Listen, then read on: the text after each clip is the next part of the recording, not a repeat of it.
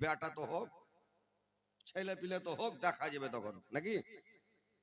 এখন মানুষ এটাই ভাবছে, যখন খুনের গরম কমে যাবে, যখন টেম্পার কমে যাবে, মাঞ্জায় ব্যথা, হাঁটুতে ব্যথা, শরীরে ব্যথা, মাথায় ব্যথা, বুকে ব্যথা যখন শুরু হবে, তখন আল্লাহকে বলে ধিয়ে নেবে, আল্লাহ কি করলাম, আমার যৌবন কালটাকে, জামানিটাকে তো আমি বেকার করে দিয়েছি, নামাজ পড়ি নাই, রোজা করি নাই, তাসবিহ পড়ি নাই, জিকির করি নাই, আল্লাহ কি করলাম, আমি সময়টাকে অযথা নষ্ট করলাম।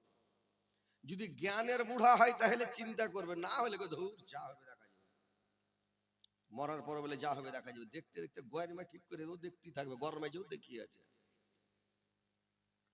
কবরে যা ঠাঠাইবে ও দেখিয়ে আছে, দেখি থাক। তো কথা হচ্ছে, চিন্তা ফিকির করে না, আল্লাহ জ্ঞান দিয়েছে, ব্রেন দিয়েছে, বুদ্ধি দিয়েছে, বিবেক দিয়েছে, এমন কোন মানুষ খ্যাপা নাই যে ও এগুলো বুঝতে পারে না। আর যে লোকটা বুঝতে পারে না, এত খ্যাপার খ্যাপা, আল্লাহর উপরে নামাজও মাফ করে দেন। যে পাগল, ও বুঝে না, খ্যাপা, ওর নামাজ মাফ। অজ্ঞান হয়ে যে বেহুশ হয়েছে, ওর নামাজ মাফ, যখন বেহুশ হয়ে যাবে তখন ওর নামাজ মাফ। যে লোকটার জ্ঞানই নাই, পাগলা, মানুষের সামনে পায়খানা করে দিচ্ছে, মানুষের সামনে পেশাব করতে লাগছে, মানুষের সামনে ও মানে পাগলামো করে বেড়াইছে, জ্ঞানই নাই, ওই লোকটার নামাজ নাই ভাই, ও নামাজ পড়তে পারবে না। আর যে লোকটার জ্ঞান আছে, বুদ্ধি আছে, বিবেক আছে, ও বুঝতে পারছে ওকে নামাজ হার হালাতে পড়তে হবে, ও যে করে পড়ুক, যদি ওর হাত পা ভেঙে চুর হয়ে যায় সেদিন, ওর হুঁশ আছে, নামাজের ওয়াক্ত হয়ে গেছে, ওকে নামাজ পড়তে হবে। খাড়িয়া পড়তে পারে না, ওকে বসা পড়তে হবে, বসা পারে না শুতে পড়তে হবে, সুতা সুতা চোখের ইশারায় পড়তে হবে, কিন্তু নামাজ পড়তে হবে। কোন হালাতে নামাজ মাপ নাই, আপনি যেটাই করেন। আর যদি না করেন, আল্লাহর আগা দিকে কিয়ামতের দিন বাঁচতেই পারবেন না, বাঁচতেই পারবেন না। আল্লাহ কিয়ামতের দিন কোরআনের মধ্যে এক জায়গায় আল্লাহ বলছেন, ফায়াউমাইজিন লা ইয়াসআলু আন জামবে ইনসা ওয়ালা জান, আমি জিন আর ইনসানকে কোনো প্রশ্নই করব না। ইয়ারাফুল মুজরিমুনা বিসিমাহুম ফায়াখাজু বিন নাওয়াসি ওয়াল আকদাম, তাদের চিহ্ন দ্বারাই চিনা যাবে, তাদেরকে চিনতে পারা যাবে যে এরা অপরাধী, এরা গুনাহগার, এরা পাপিষ্ঠ, এরা মুজরিম, এদেরকে দেখে চিনা যাবে। জাহান্নামের ফেরেশতা কপ কপ করে ধরে নিবে, আর ধরে নিয়ে চুলের ঝুটি ধরা আর ট্যাং ধরা লাড্ডু করে, যেটা জাহান্নামের কমান্ডার হযরত মালিক আলাইহিস সালাম, ওর হাতের তেলাটাতে ৬০,০০০ লোক আটবে রে ভাই। এত তাগড়া ফেরেশতা, এত উঁচা ফেরেশতা, এত ভয়ানক ফেরেশতা, তো ধরবে আর জাহান্নামে ফেলবে। আল্লাহ পাক আবার কোরআনে অন্য জায়গাতে বললেন, ফাওয়া রাব্বিকা লানাসআলান্নাহুম আজমাইন, আমি অবশ্যই অবশ্যই আমার বান্দাকে আমি কিয়ামতের দিন প্রশ্ন করব, আম্মা কানু ইয়ামালুন, আমি তাদের আমল সম্পর্কে জিজ্ঞাসা করব। আল্লাহ এইভাবে জিজ্ঞাসা করবে না রে ভাই, আরে খেপা, তুই নামাজ কেন পড়িস নি, তুই রোজা কেন করিস নি, তুই হজ কেন করিস নি, তুই যাকাত কেন দিস নি, তুই ভালো কাজ কেন করিস নি, এটা কেন করিস নি, ওইটা কেন করিস নি। এই কথাটা যদি আল্লাহ বলে, আরে খেপা, তুই নামাজ কেন পড়িস নি, লোকটা 14টা খালি অজুহাত দিবে, আল্লাহ নামাজ পড়তে পারিনি, পেটের ব্যথা, কেউ বলবে পায়ের ব্যথা, হাঁটুর ব্যথা, মাঞ্জার ব্যথা, পারিনি, বা আমার এরকম পড়া হয়নি, মানে ও তো অজুহাতের শেষ থাকবে না। আল্লাহ প্রশ্ন করবেন, ডাকা নিবে। আল্লাহ বলছেন, ফাওয়া রাব্বিকা লানাসআলান্নাহুম আজমাইন, আমি অবশ্যই অবশ্যই তাকে প্রশ্ন করব, আম্মা কানু ইয়ামালুন, তার আমল সম্পর্কে জিজ্ঞাসা করব।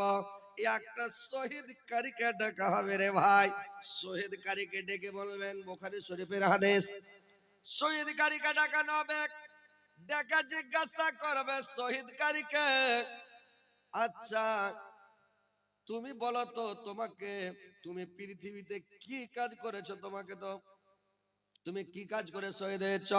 বললে, আল্লাহ আমি তোমাকে সন্তুষ্ট করার জন্য, খুশি করার জন্য, রাজি করার জন্য তোমার হস্তে জিহাদ করে আল্লাহ আমি শহীদ হয়ে গেছি। আল্লাহ বলবেন, এটা মিথ্যা কথা, তুমি আমাকে খুশি করার জন্য জিহাদ করনি, যুদ্ধ করনি, শহীদ হওনি। তুমি জিহাদ করেছো, শহীদ হয়েছো কেন জানো?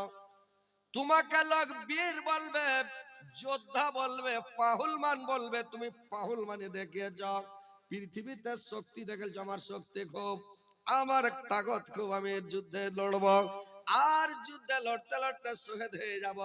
ইতিহাসে আমার প্রমাণ থাকবে যে খুব বীর পাহুলমান ছিল। তোমার মনে একটা উদ্দেশ্য ছিল যে আমার বীর বলে, পাহুলমান বলে একটা প্রমাণ থাকবে। এই বলে তুমি লড়াই করেছো। তুমি আমাকে সন্তুষ্ট করার জন্য তুমি শহীদ হওনি। ফেরেশতাকে বলবে খপ করে ধরে নাও।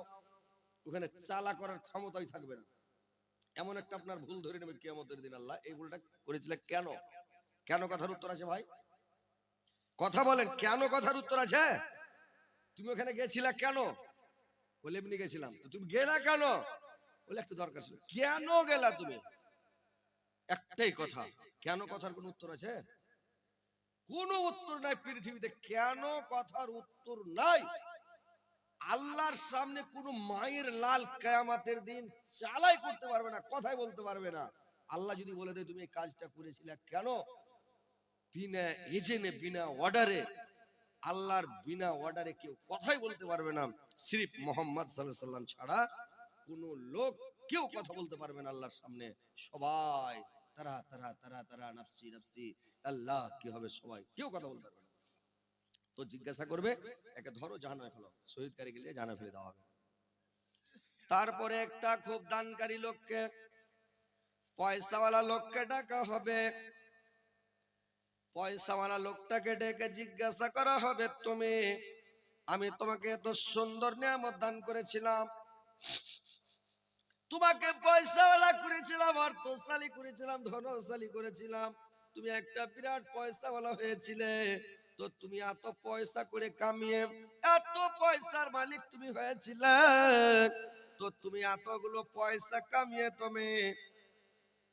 তোমাকে যে আমি নিয়ামত গুলো দিয়েছিলাম, তুমি আমার নিয়ামতের কি শুকরিয়া আদায় করেছো বলো দেখে। বললে, আল্লাহ, আমার ধন সম্পদ আমি মাদ্রাসাতে দান করেছি, মসজিদে দান করেছি, ফকির মিসকিন গরিব দুঃখী ইয়াতীমকে দান করেছি আল্লাহ। আল্লাহ বলবে এটাও মিথ্যা কথা, এটাও মিথ্যা কথা। বললে কেন? বললে তুমি দান করেছ, লোককে দেখিয়ে তুমি দান করেছো। তোমার উদ্দেশ্যটা, তোমার মনের উদ্দেশ্যটা ছিল, তোমার দিল বলছিল আমি দান করব, লোক আমার নাম করবে, লোকটা খুব দানি, লোকটা খুব পয়সাওয়ালা, লোকটা এত দান করে, এত দান করে। তুমি নাম কামার জন্য দান করেছিলা, তুমি আমাকে সন্তুষ্ট করার জন্য তুমি দান করো নাই। লোকটা লাজবাব। আল্লাহ বলবে ফেরেশতাদেরকে ধরো, ফেলো জাহান্নামে, লিও, টানো, লে যাবে, ধরে লে জাহান্নামে ফেলে দিবে রে ভাই।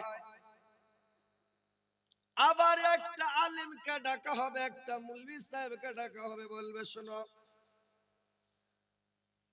তোমাকে আমি নিয়ামত দান করেছিলাম, তোমাকে আমি ইলম দান করেছিলাম, তুমি ইলম শিক্ষা করার পরে তোমার ইলমটাকে কোন পথে ব্যয় করেছো, কি কাজে লাগিয়েছো তুমি বলো।